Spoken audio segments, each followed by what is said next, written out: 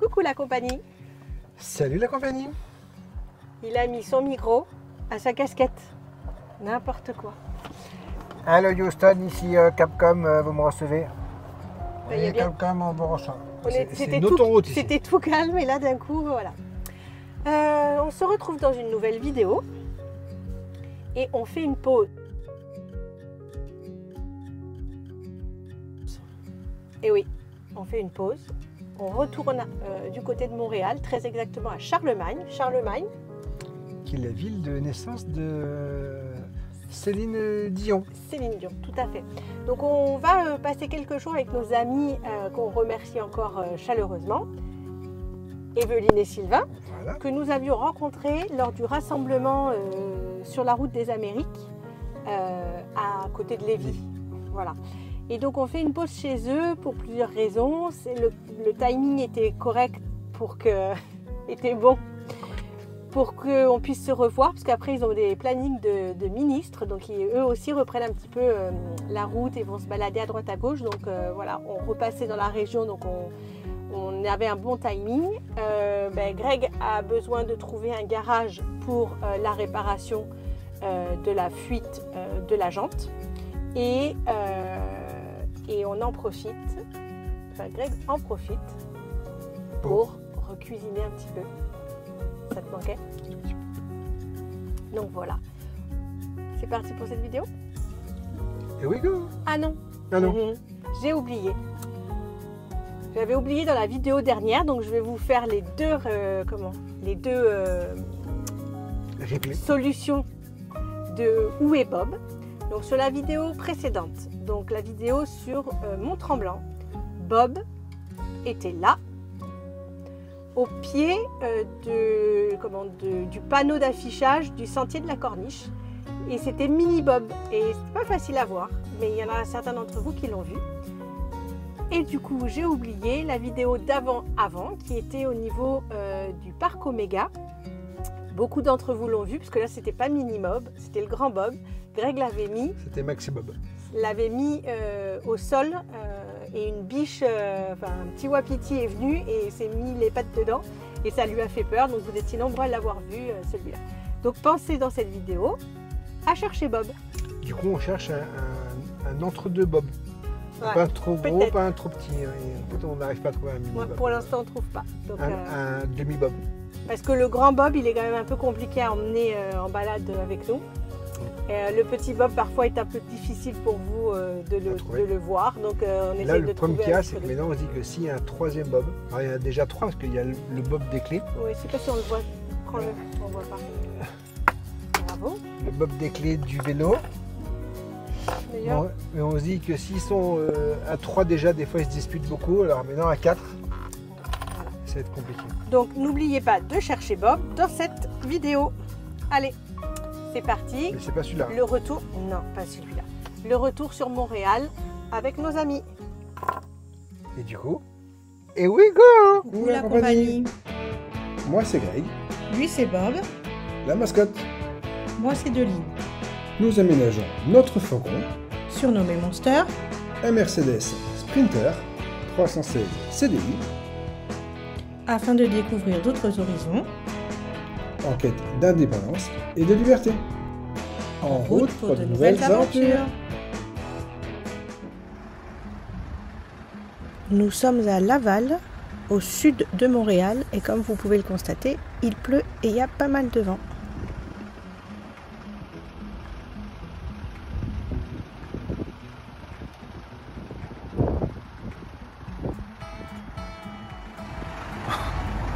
Non, j'allais dire touche au tuyau comme il est chaud.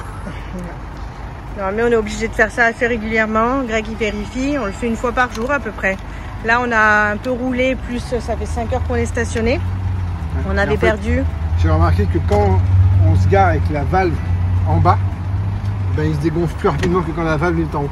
Et là on voit vraiment l'espèce de mini fente qu'il y a sur juste à côté, enfin pas à côté, mais à 3 cm de la valve. C'est là où il y a cette petite fente qui fait que ça fuit. Donc, on est sur un parking de centre commercial. Et le monsieur qui a Tesla, il se gare, il me dit: je peux me garer là, ça vous dérange pas? On a vraiment des leçons à apprendre les Français. Hein, tout le monde galère pour se garer. Le gars me dit, ça vous dérange pas si je me gare là? Non mais c'est bon, je sais que je suis gros, mais quand même. Là, il a toujours ses petits outils à portée de main, on sait jamais. Ça c'est ma pince pour m'enlever les poils des oreilles. Ouais, il faudra qu'on s'en occupe d'ailleurs. Voilà. Message envoyé. Du coiffeur. Allez, on reprend la route. C'est parti. Alors, ma petite humanité, pour faire des bonnes moules, il faut des oignons, un petit peu de vin blanc. Et là, sur le coup, c'est des moules qui viennent du Canada, de l'île du Prince-Édouard. Bon, la compagnie. Petite mise au point. Vous avez été plusieurs à nous faire la réflexion à savoir si ce n'était pas un problème de valve qui fuyait. Et non, ce n'est pas un problème de valve. À 3-4 cm de la valve, effectivement, on voit qu'il y a un tout petit trait, mais vraiment minime. Et du coup, la jante fuit par ici. Alors c'est vrai qu'Angélique nous en a parlé. Angélique du Van à la française. Angélique du Van à la française nous en avait parlé. Effectivement, je m'étais déjà renseigné pour avoir des valves renforcées en métal. Alors j'ai pas forcément eu l'utilité de les mettre jusqu'à maintenant parce que je voulais changer mes pneus et au changement de pneus je voulais mettre ces valves là. Donc ça on les a trouvées, on sait où elles sont. Mais par contre, effectivement. Donc oui, c'est des valves à la place d'être en plastique, elles sont renforcées. Ouais, elles sont renforcées, elles sont en métal complet. Donc on vous le conseille pour tout ce qui est fourgon aménagé. Alors, on vous conseille, c'est fort. Enfin, il y a plein de gens qui nous ont donné un bon retour. Maintenant, est-ce que c'est vraiment ultra efficace? On s'en apercevra. Nous, aujourd'hui, on n'a pas de perte d'air au quotidien. C'est juste qu'effectivement, c'était la jante qui fuyait, donc c'était plus compliqué. Et moi, pendant 4 jours, j'ai quand même cherché un trou sur le pneu et pas sur la jante. Donc voilà, on vous fera un retour, savoir si effectivement c'est vraiment opérationnel ces valves-là, une fois qu'on les aura mis. Mais les valves en plastique, aujourd'hui, elles sont quand même de bonne qualité. Petit craquage de notre nouveau reporter en mécanique. Mesdames et messieurs, bonjour. Bienvenue dans cette nouvelle émission et mes compagnies Road Trip. Pour plus d'informations sur notre panne de pneumatique, aujourd'hui, nous avons eu plusieurs explications. La première n'était que ce n'est pas une fuite au niveau du pneumatique, ni au niveau de la valve. Vous savez, la petite partie noire qui sort de la jante noire, qui est difficile à repérer sur ces images. Après ceci, nous avons eu plusieurs investigations, entre autres celle qui nous indique que c'est la jante qui a une petite fente à droite de cette fameuse valve. Après maintes et maintes questions et informations et recherches et investigations, nous avons eu la confirmation que ce n'était pas possible de mettre une chambre à air dans un pneu tubeless. Ceci est totalement interdit en France, en Europe, mais dans toute cette petite planète bleue. Pour toutes les informations, merci à tout le monde et nous vous retrouvons dans un prochain épisode de M et compagnie sur les routes. On est à Gatineau, on a trouvé un garage qui s'appelle Nicoletti, pneus et mécanique. Je vous montre ça de suite. Hop. Alors, le petit panneau derrière moi et on va faire une prise de vue. Nicoletti qui sont à côté de Montréal, à côté de... On n'est pas loin de... Comment ça s'appelle, Charlemagne. Voilà, ils ont un gros atelier. Donc du coup ils m'ont fait la permutation des pneus. Donc le pneu, mes 2 roues de secours, j'ai récupéré une jante de la roue de secours pour la mettre hop là. Et en même temps on a regardé pour pouvoir éventuellement mettre des amortisseurs et des suspensions plus élevées. Voilà. Donc c'était super sympa et on a discuté 3 minutes ensemble. Non, on ne voit pas parce que c'est moi qu'on voit. Bouge pas, je vais me retourner. Salut. Là tout le monde a vomi. Voilà. Moi, je suis en train de préparer la vidéo des invités mystères. Du coup, voilà, ils m'ont chargé. Ici, ils disent pas, ils ont facturé, ils ont chargé. Ils m'ont chargé 23 $, donc l'équivalent de 23, 14, 15 balles, quoi, 16 €. le démontage des 2 pneus. Alors moi j'avais démonté la roue du camion, enfin, c'était pas compliqué en soi. Mais bon, 16 $ pour permuter les 2 pneus et équilibrer et valver les roues, c'est vraiment pas cher. Enfin 16 €, pardon, 23 $. Et ils sont quand même vraiment ultra sympathiques. Le chef d'atelier est venu pour discuter avec moi, sur le sujet des amortisseurs. Et du coup, voilà, ils sont en train de nous deviser ça pour savoir ce qui est le plus judicieux à faire. Et là, qu'est-ce qu'on va faire? Alors au passage, j'en profite, on remercie Evelyne et Sylvain, chez qui on est retourné faire un petit coucou pour le plus grand plaisir partagé, a priori quand même. Et c'est eux qui nous ont dit de venir ici, alors pas spécialement à... T'as vu, on dirait que t'as les joues rouges. Oui. Il faut que t'arrêtes. Il faut que t'arrêtes, Rome. Pas spécialement à celui de Repentigny, parce que eux sont allés à celui de Joliette et ils ont été très bien servis sur leur motorisé. Ils ne sont pas venus ici parce qu'il ne faut pas les gros motorisés, donc ils ont été à celui de Joliette. Et là c'est vraiment à côté de chez eux. On les remercie grandement parce qu'on est bien content d'avoir trouvé des super professionnels. C'est ça. Et là la compagnie, on va aller chez Costco. Allez, c'est parti. Bon, chez Costco, 100 balles, on a trouvé du riz à sushi, du saumon, des petites crevettes. On a trouvé les feuilles d'algues chez Walmart pour une petite soirée sushi, bien sympa, avec Evelyne et Sylvain. Et voici quelques petites photos.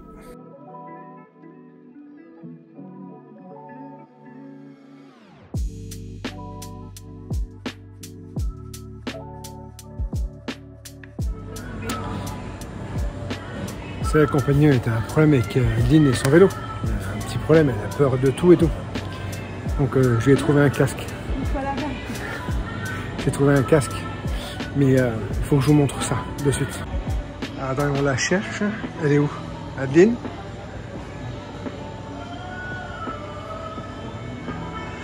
Oh non.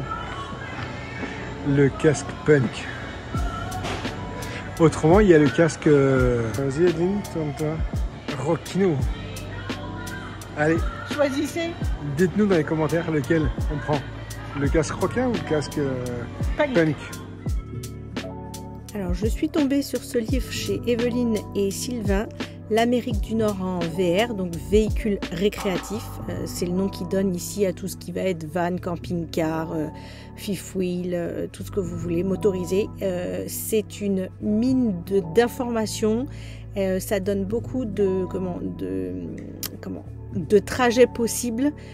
Pas mal d'aspects techniques sur les choses, les lieux où s'arrêter, à visiter. Donc il y a la partie spécifique pour le Canada avec une vingtaine de trajets. Ça vous donne à chaque fois les infos qui sont vraiment essentielles pour choisir un road trip et pour faire un road trip. Je vous le conseille parce que c'est pour moi une mine d'or. Je l'ai lu en 2 soirées, voire même 2 soirs nuit. Je l'ai épluché et il est pas mal. Et vous le trouvez également en version téléchargeable. Donc je vous mets de suite le lien et il y a des petits extraits. Il y a une 30aine de pages disponibles. Je vous mets ça de suite à suivre.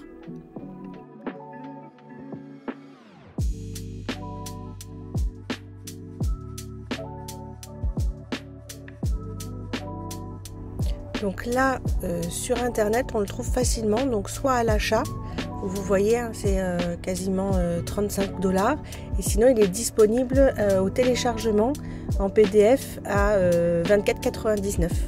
Et je crois, voilà, il y a un extrait ici, hop, il est vraiment très bien fait. Franchement, je suis super contente d'avoir trouvé ce livre, et je pense qu'il peut vous être utile. Donc il y a un extrait, voilà, il y a 33 pages quand même d'extrait. Vous expliquer un petit peu comment il est fait. Donc voilà, les différents tracés, vous avez bien le Canada qui est défini avec 21 zones. Vous avez l'est des États-Unis et vous avez l'ouest des États-Unis et le Mexique. Il faut savoir que par contre le Mexique, il y a pas, je trouve qu'il n'est pas très fourni. Mais bon, c'est déjà parce que c'est que cette partie-là du Mexique. Voilà, il n'y a pas tout le reste.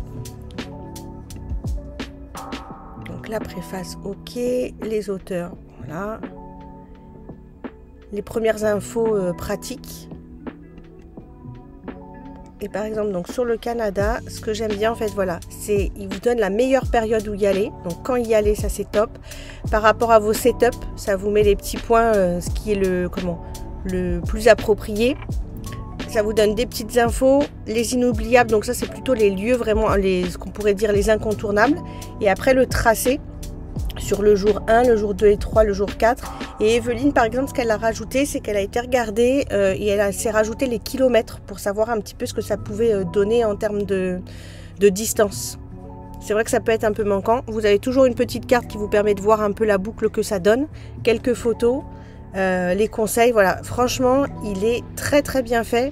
Je vous invite à le découvrir, soit voilà sous forme numérique avec quelques extraits, soit vraiment si ça vous intéresse à aller l'acheter en librairie ou sur internet, ou éventuellement je pense que dans certaines bibliothèques il est peut-être consultable.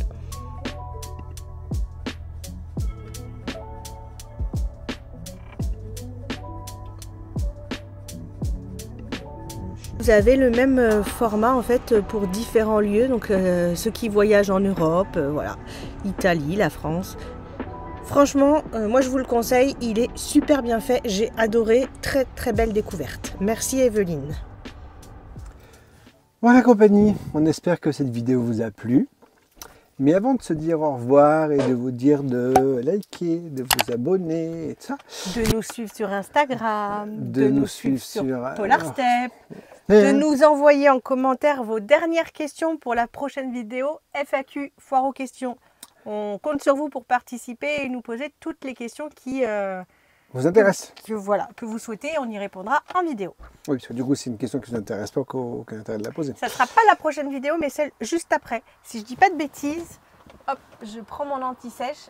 La vidéo FAQ, elle sortira le mercredi 23 août. On a un planning, les gars, mais un truc de dingue. Donc, on s'était dit qu'on allait partager avec vous, surtout sur des expressions qu'ils ont ici au Québec. Alors, c'est rigolo parce qu'il y en a plein avec qui on a des discussions sur 1 heure, 1 heure et demie, 2 heures des fois. Et souvent, souvent ils nous disent, vous comprenez quand on vous parle? Ben oui, en fait, on les comprend. Mais c'est comme tout. S'ils parlent ultra rapidement, et ça c'est peut-être un peu plus compliqué, mais c'est surtout par rapport aux expressions qu'ils ont. Oui, alors, il y a aussi leur accent, parce que nous, on va dire qu'ils ont un accent, et eux vont dire que c'est nous qui avons l'accent. Mais c'est comme en France, selon d'où ils viennent, eh bien, ils ont des accents un peu différents. Ben ouais, mon copain, tu comprends quand? Là, quand tu cales le métier, pas pareil, hein? Et pourtant, tu parles français. Donc, hein? ils ont des accents différents, mais surtout, ils ont des expressions. Des mots qu'ils utilisent, que souvent, peut-être, nous, on n'utilise plus. Oui, je pense que c'est probablement ça, des mots qu'on n'utilise plus. Alors, quelques-unes qu'on a repérées et qu'on aime bien. Moi, j'adore le chandail. Nous, on va dire un t-shirt, un sweat, un hoodie, un haut éventuellement. Et eux, souvent, c'est un chandail. Ça, on l'entend depuis très très longtemps. Donc, c'est autant le t-shirt qu'on va avoir, parce que quand on avait visité le musée Pop, quand elle nous avait remis les petits stickers, ça nous avait dit collez-le, qu'ils soient visibles sur votre chandail. Mais c'est aussi, bah tiens, on sort, prends-toi un petit chandail s'il fait froid. Ouais, nous, on le dit plus. Un gilet. Voilà. Le chandail, pour moi, c'est un mot plutôt de nos grands-parents. Mais eux, c'est courant. Courant. Et qui est utilisé par tout le monde, entre guillemets. Pas ceux qui ont plus de 60 ans, quoi. Voilà. Le tu veux-tu? Ah oui. Alors, c'est pas tu veux une boule de glace vanille. Tu veux-tu une boule de glace vanille? Mais même, ils disent plus que ça. C'est même encore plus ça drôle. Ça va jusqu'avec le vous. Voilà.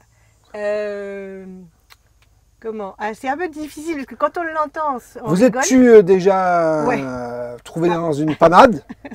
Vous êtes-tu? À qui tu parles? On est plusieurs, on est plusieurs un, on est... Bon, ça, c'est rigolo. Ouais, le double tu. Après, c'est un peu comme au niveau des... Comment? Ils sont quand même très proches des États-Unis. Hein. Dans la langue anglaise, anglophone, pardon, le you est autant le tu que le vous, donc ils vous voient très très peu. Mais ici, ils vous voient un peu. C'est au Québec qu'ils vous voient quand même beaucoup. Alors, ça dépend. Alors, moi, beaucoup, parce qu'avec mes cheveux blancs, forcément, ouais, ils me prennent tous pour un vieillard. Dans les magasins, il y en a beaucoup ou dans les offices, l'équivalent des offices de tourisme où je vais beaucoup, les gens disent tu assez facilement. Moi, ça ne me choque pas du tout. Mais c'est vrai que c'est rigolo. Et donc, le double tu est plutôt un peu surprenant. Ouais. Et ce qu'ils disent beaucoup aussi, c'est présentement. Alors, nous, on ne l'utilise pas beaucoup en France. Non. Mais eux, c'est Alors en France, on dit souvent, comment on dit d'ailleurs Aujourd'hui, ouais, nous, on au le dit jour, pas. au jour d'aujourd'hui. Mais ça, En je le fait, dis pas. alors moi je dis au jour d'aujourd'hui, mais en fait c'est pas français. C'est à ce jour. Et Non, ils disent beaucoup nous autres. ouais, Au lieu de dire juste nous, on va dire nous quand on est allé là. Hein, et eux, ils disent nous autres. Nanana. et vous autres, ça a été vous autres? Ouais. Et après, ce qu'on aime bien, c'est tout ce qui est autour de niaiser. Nous, on va dire qu'il y a quelqu'un qui peut être niais, mais eux, c'est niaiser, la niaiserie. Et surtout, il y a une expression Alors nier, pour ceux qui ne connaissent pas, c'est ceux qui sont un peu bébêtes. Quoi, bête. qui... Ouais. Nous, on va dire les teuteux. Et eux, ils disent beaucoup. Donc, tout ce qui est autour de niaiser. Et surtout, ils ont une expression, et ça, c'est pour toi, Evelyne. Je te niaise. Non, non, non. Tu ne me niaises pas. Tu niaises. Mais tu ne me niaises pas. C'est-à-dire que tu n'arrives pas à la niaiser. Voilà, exactement. Donc, ça, c'est des petites expressions qui reviennent souvent et qu'on adore. On trouve ça va hyper essayer rigolo. sur les vidéos futures d'avoir des mots qui Ouais, sortent comme une ça. ou deux expressions à chaque fois, de les faire partager. J'en c'est ai rigolo. déjà une pour la prochaine fois. Ouais, moi aussi. J'espère que c'est pas la même. Bon, sur ce, on vous dit, comme d'habitude, ciao la compagnie. Et non, les pouces, Oh Adeline. non. Alors, on met des pouces. Allez, on rembobine. Alors, avant de se quitter, on va liker la Non. vidéo. Non, elle est mauvaise. elle est mauvaise. Bon, alors attends. Ah, on se dit, bon, qu'est-ce qu'on se dit? On se dit, n'oubliez pas de liker, La vidéo. De de vous vous abonner abonner. si ce n'est pas encore fait et même d'activer la petite cloche qui vous permet d'avoir toutes nos sorties vidéo. Oh, je vais même pas, je vais pas mettre le petit son cette fois-ci. Donc, De nous suivre également sur les réseaux sociaux, donc Instagram, M et compagnie Road Trip, enfin M compagnie Road Trip, éventuellement sur Facebook et sur Polar Step. Polar Step. voilà. Oh, Et donc vous c'est le mettez- moment de se dire Ciao. ciao la compagnie. Ciao.